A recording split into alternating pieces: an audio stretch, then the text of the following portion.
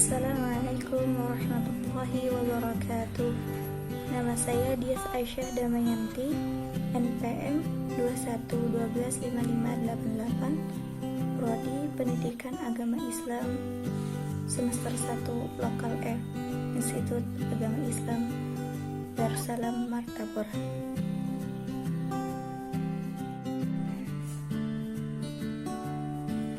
Di sini saya akan menerangkan tentang materi keterampilan berbicara dan keterampilan membaca.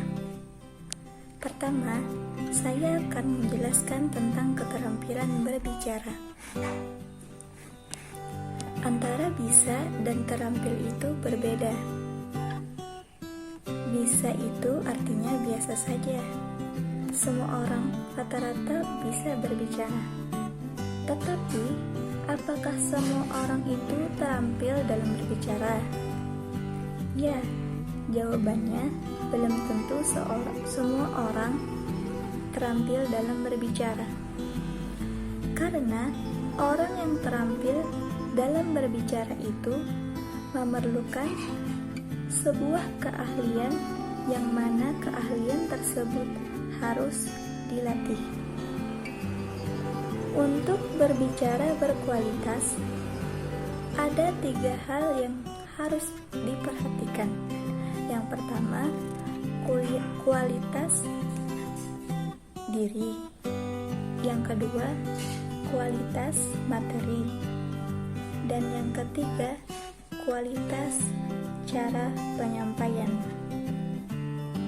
Yang pertama, tentang kualitas diri. Untuk meningkatkan kualitas diri, ada beberapa yang harus diperhatikan.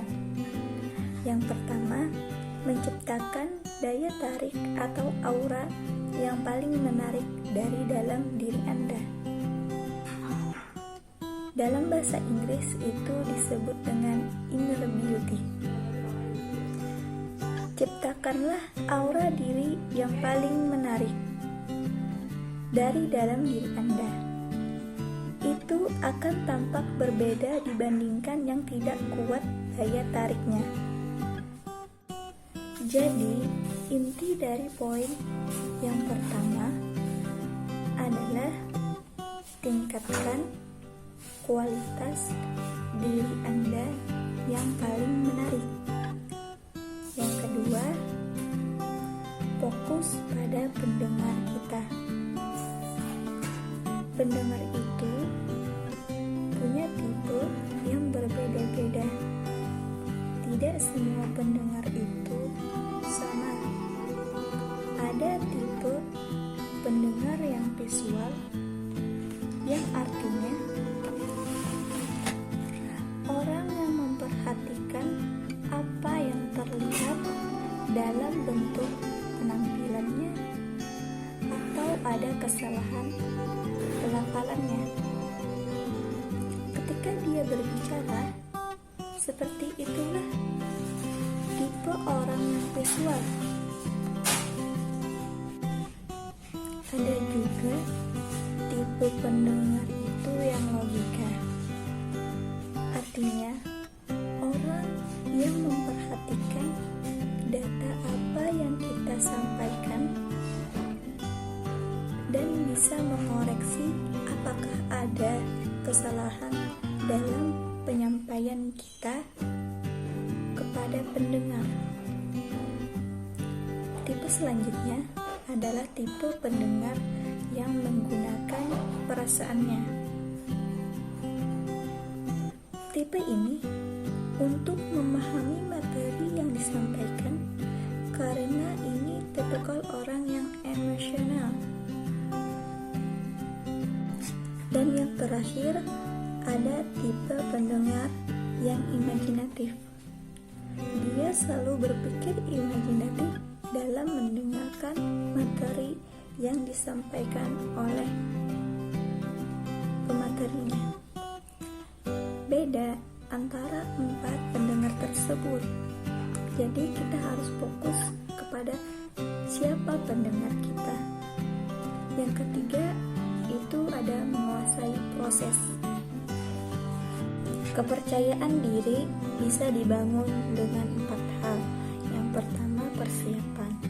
Itu termasuk dari membaca materi dan memahami dengan sebaik-baiknya. Yang kedua, berpikir positif. Jangan menganggap kamu tidak bisa. Yang ketiga, performance. Ciptakan diri Anda. Dilihat dari nada dan suara. Dan juga jangan lupa tersenyum di depan pendengar kita. Yang keempat, jadilah pribadi yang unik. Coba kalian renungi hal unik apa yang ada pada diri Anda. Yang kedua, ada kualitas materi. Untuk menciptakan kualitas materi memerlukan keahlian khusus. Yang pertama, bagaimana materi kita yang ingin disampaikan. Yang kedua, terstruktur, yaitu maksudnya materi yang dibawakan ada susunan-susunannya sehingga memudahkan para pendengar untuk memahami materi keseluruhan yang disampaikan oleh pembicara. Yang ketiga, siapa pendengar kita. Itu dilihat apakah si pendengar ini anak-anak, remaja, atau orang tua. Yang ketiga, ada kualitas cara penyampaian. Berbicara itu tidak sekedar di mulut saja yang berbicara, tetapi seluruh anggota kita juga bisa berbicara. Bisa dengan senyum yang ditunjukkan dan juga bisa juga dengan kontak mata. Baiklah, itu tadi materi keterampilan berbicara. Selanjutnya, saya akan menjelaskan tentang materi keterampilan berbahasa. Ada 4 macam dalam keterampilan berbahasa. Yang pertama, keterampilan berbicara. Yang kedua, keterampilan menyimak. Yang ketiga, keterampilan membaca. Dan yang keempat, ada keterampilan menulis. Keterampilan membaca sesuatu keterampilan yang berbeda dari bisa membaca saja. Bisa dan terampil itu tadi berbeda. Kalau bisa itu mudah saja dilakukan. Kalau terampil belum tentu semuanya itu bisa dilakukan.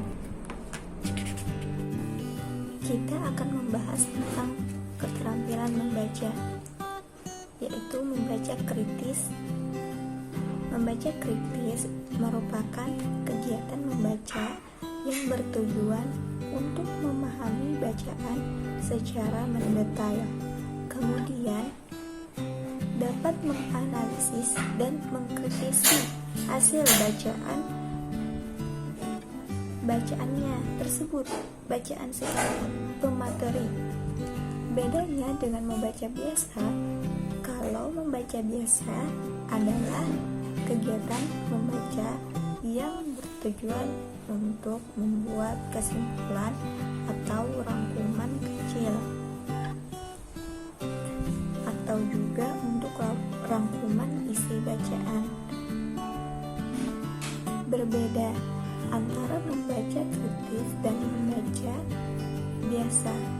Jadi, membaca kritis bukan hanya membaca saja, namun sama kayak keterampilan berbicara tadi, harus perlu keahlian khusus untuk membaca ini. Berikut ini terkait teknik membaca yang biasanya disebut dengan teknik SQ3R. Teknik membaca SQ3R ini merupakan singkatan dari S adalah survey, Q adalah question, R1 adalah read, R2 adalah riset, dan R3 adalah review. Itu singkatan dari SQ3R. Kemudian, apa saja langkah-langkah yang dilakukan untuk melakukan SQ3R ini? Langkah-langkahnya adalah sebagai berikut. Yang pertama adalah survei. Survei ini dilakukan untuk mengetahui isi atau gambaran secara umum bacaan. Apa yang kita baca dalam survei? Langkah-langkah yang kita lakukan yaitu membaca judul bukunya, karena di judul buku itu kita dapat mengetahui tema atau ide dari keseluruhan buku tersebut.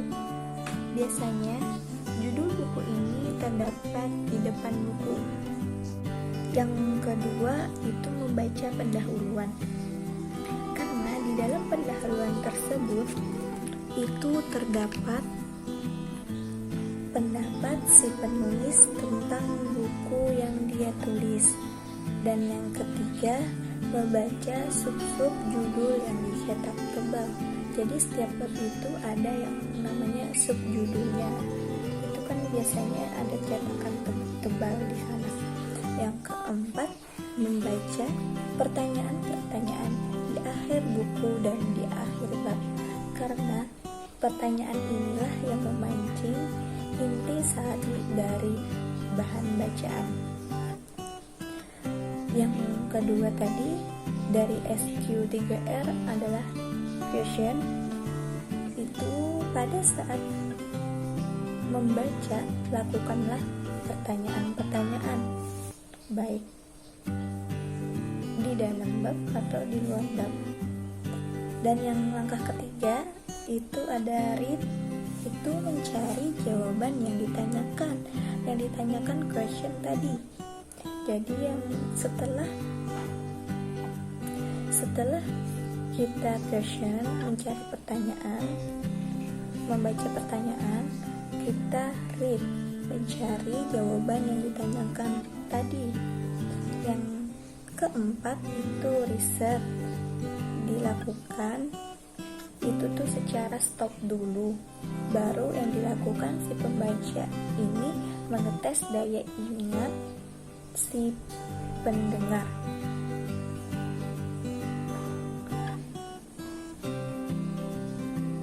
Yang kelima, review. Itu kegiatannya mengembalikan bacaan kita dari awal sampai akhir. Apakah sudah dibaca dan ditemukan jawabannya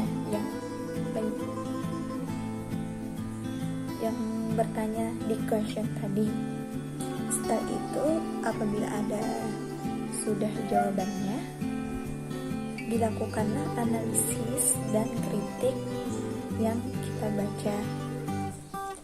Setelah melakukan SQ3R ini, yang dilakukan pembaca adalah menganalisis isi bacaan yang sudah dibaca dalam kegiatan ini. Pembaca untuk tidak mudah percaya terhadap apa yang dituliskan oleh penulis.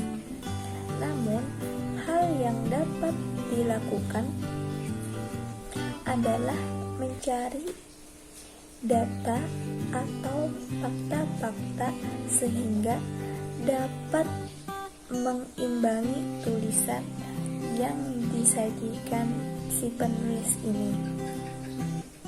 Untuk itu, perlu juga pembaca bersikap tidak mudah percaya terhadap informasi-informasi yang disajikan oleh penulis.